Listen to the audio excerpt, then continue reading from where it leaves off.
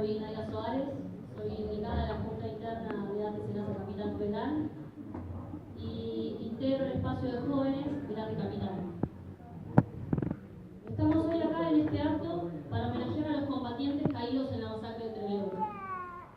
Una iniciativa que surgió de nuestra construcción política como agrupación y como organización a la que pertenezco. Y mencionando especialmente la tarea y la presencia de nuestra compañera Karina Maloberti. Para nosotros, como espacio de jóvenes, es realmente un orgullo que tanto este espacio como nuestra central hayan tomado esta iniciativa como convocantes. Y realmente decimos que es importante para nosotros, porque entendemos que la refundación, tanto de nuestra central como de nuestra histórica agrupación Aluzate, son tareas necesarias para construir desde la militancia, con los trabajadores y justamente con iniciativas políticas claras que sea combativo, plural, democrático y de puertas abiertas, que es el que estamos necesitando en la vida.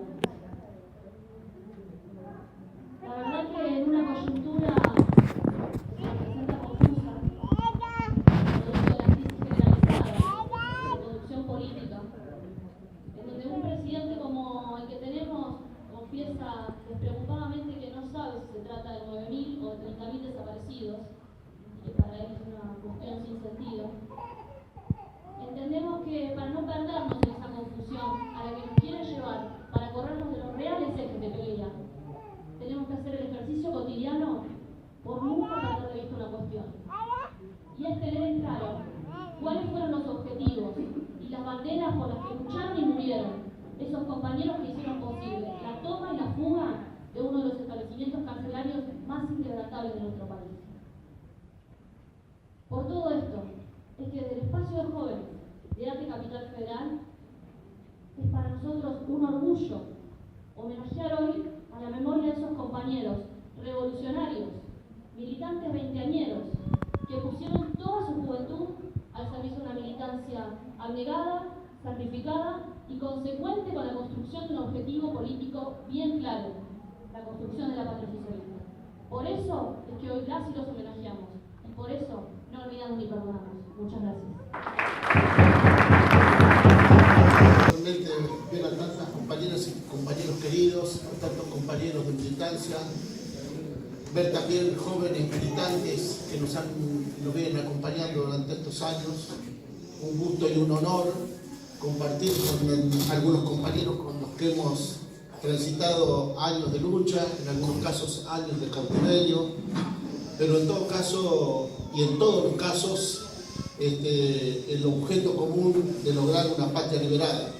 Trelew implicó en ese auge de luchas revolucionarias que empezaron a darse hacia fines de los 60 y principios de los 70, un antes y un después. Fue un antes y un después de Trelew, porque un poco para ubicar lo que venía ocurriendo hasta ese momento, es que la verdad que las organizaciones revolucionarias, las organizaciones armadas, veníamos muy golpeadas para la época de Trelew. Prácticamente todas las direcciones de las organizaciones armadas de esa época habían sido muy golpeadas, muchos muertos, estamos hablando de los años entre 70 y 72, y prácticamente en Trelew se había congregado la máxima dirección de todas las organizaciones que en ese momento venían peleando, a lo que se sumaban además grandes cuadros del sindicalismo combativo, como el caso de Agustín Tosco. Es decir, en el penal de Rawson, en la unidad 6 de Rawson, se consideraba que era un lugar inexpugnable. Se hace necesario considerar que las compañeras y los compañeros que estaban en Trelew, que estaban en la unidad 6 de Rawson, eran compañeros como cada uno de los que estamos acá. Eran compañeros muy jóvenes, con no muchos años de militancia algunos. De todas formas, la militancia en aquellos años era mucho más movida que ahora. Un compañero con 2 o 3 años de militancia era ya un compañero avesado. Pero esto suele ocurrir en las guerras revolucionarias suele pasar esto. yo voy a decir, a dar dos afirmaciones que pueden ser discutidas. Y digo, uno, la primera, que las guerras las pelean los jóvenes.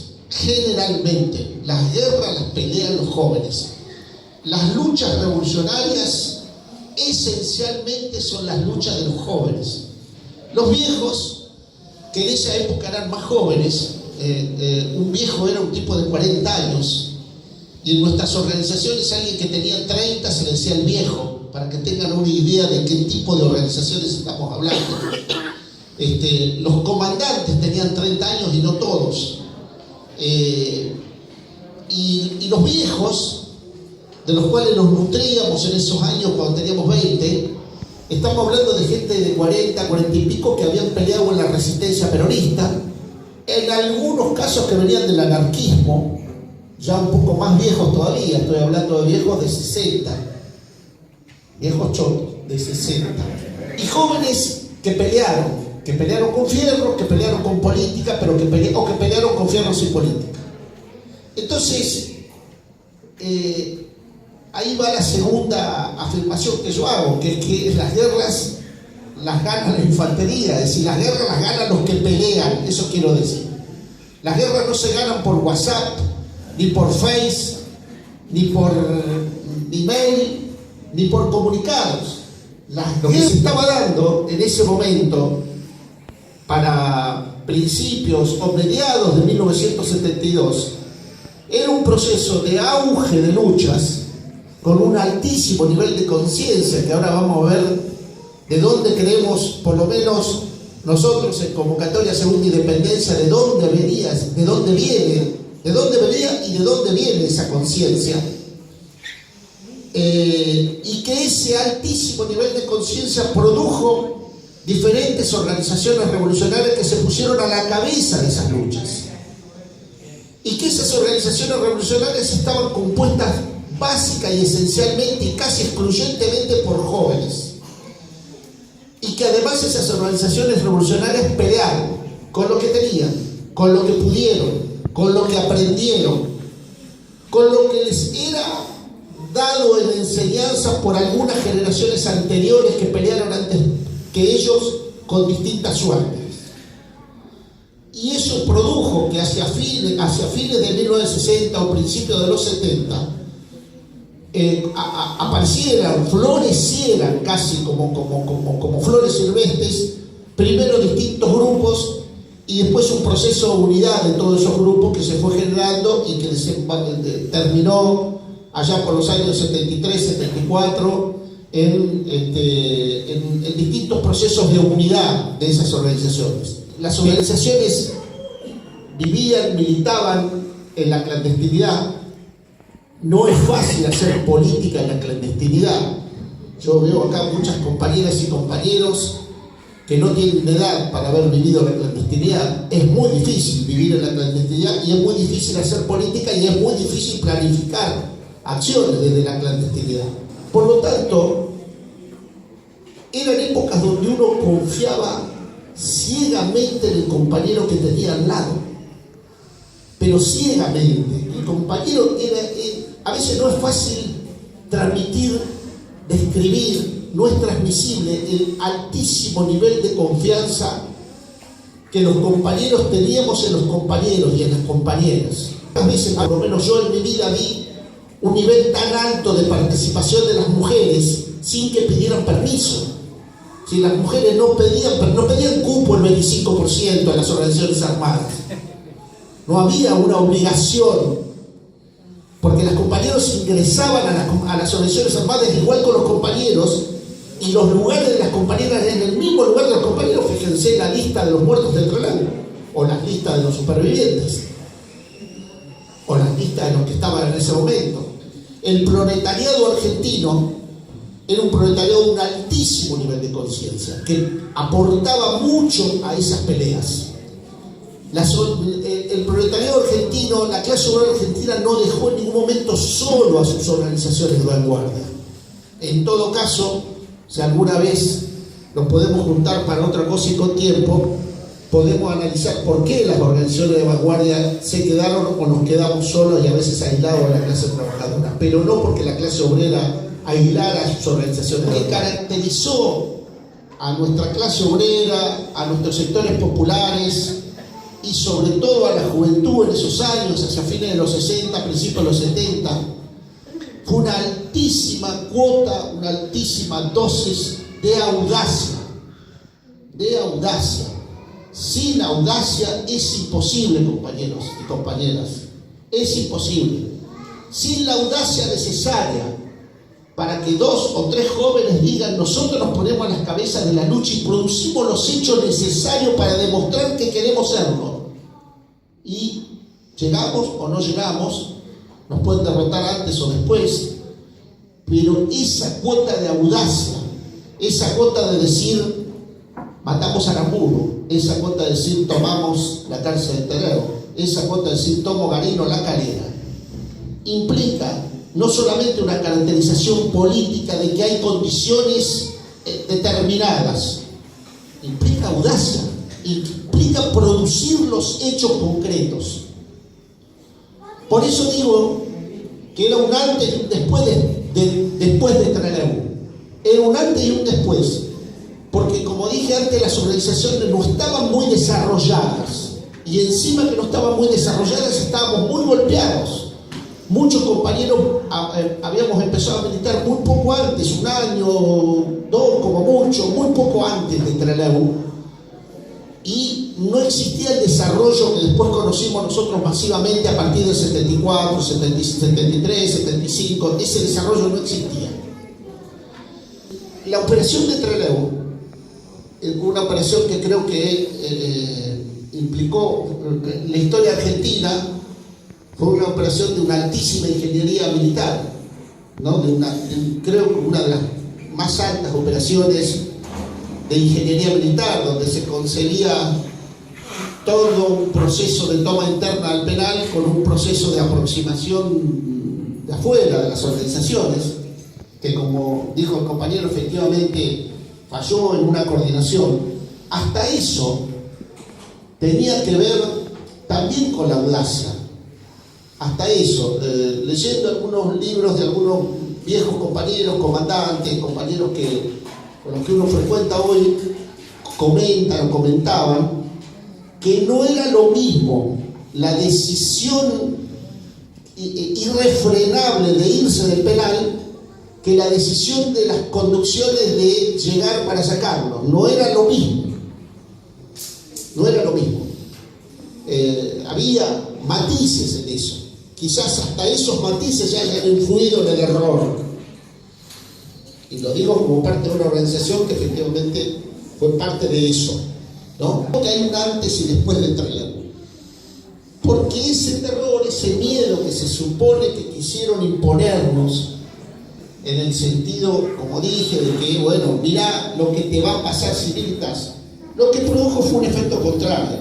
Es decir, todas nuestras organizaciones, FARC, ERP y Montonero, se duplicaron, triplicaron, multiplicaron después de Trelew. El grueso de nuestros compañeros combatientes, nuestros compañeros militantes, de nuestros compañeros caídos, después del golpe del 76, ingresaron a militar después del 22 de agosto de 1972. La gran mayoría, pero por lejos, ingresaron a militar a partir del 72. ¿Eso qué significó? Significó que Trelew dio un impulso, que esos compañeros que murieron y que cayeron, en vez de producir un retroceso, lo que produjo fue un avance. Se equivocó el enemigo en eso, acertó después en otras cosas, pero se equivocó en eso. Y en ese sentido, me permito hacer lo más rápido que pueda, una reflexión respecto a qué piensa nuestra organización, Convocatoria Segunda Independencia, respecto de este proceso. Y ahí tenemos que hacer una referencia ineludible al peronismo, ineludible. Nosotros pensamos que el proceso que desembocó en el 45 con el peronismo en el poder, un proceso que implicó un proyecto de de alianza de clases, un proyecto donde se suponía que las clases sociales nunca se podían enfrentar entre sí y que el gobierno peronista o el Estado peronista iba a poder mantener los intereses de cada una de esas clases transcurriendo por carriles paralelos y no enfrentados. Ese proyecto, que es la esencia del concepto del peronismo, clases sociales que no peleen y que se integren entre sí, y un Estado que pueda ser redistribuidor de la riqueza, a tal punto que llegó a distribuir casi igual o más del 50% del Producto Bruto Interno para la clase obrera. Ese proyecto hace agua ni vida, al punto que efectivamente el peronismo logró una distribución de la riqueza importante y produjo el peronismo, si lo sabremos los que venimos de la instancia peronista, el más alto nivel de conciencia de nuestra clase obrera en la historia del pueblo argentino. Nunca antes ni después del peronismo se produjo el nivel de distribución de la riqueza que hubo y el nivel más alto de conciencia que produjo al que llegó nuestra clase obrera. Pero también hay que reconocer que eso se rompió casi ni bien empezó. Muchos de nosotros no habíamos nacido, pero esas contradicciones existían. Cuando el peronismo es expulsado del poder en el 55, ya con antecedentes anteriores, donde el peronismo, al igual que todos los peronismos que estuvieron en el poder, llámese Menem o Kirchner, o Cristina Kirchner o Néstor Kirchner, no construyeron ninguna organización revolucionaria que los reemplazara, que pudiera llevar adelante ese proyecto revolucionario. Por eso el peronismo cae en el 50, por eso las primeras bombardeos y matanzas que nos producen a los peronistas o a nuestros padres y abuelos peronistas con el peronismo en el poder, Perón nos dice: del trabajo acá si de casa al trabajo. No nos dice: formen milicias para enfrentar eso.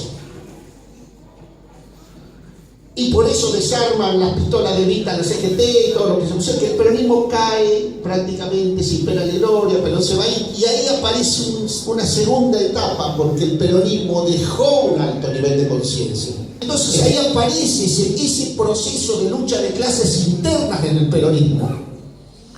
Se empieza a agudizar mucho más a partir del 55.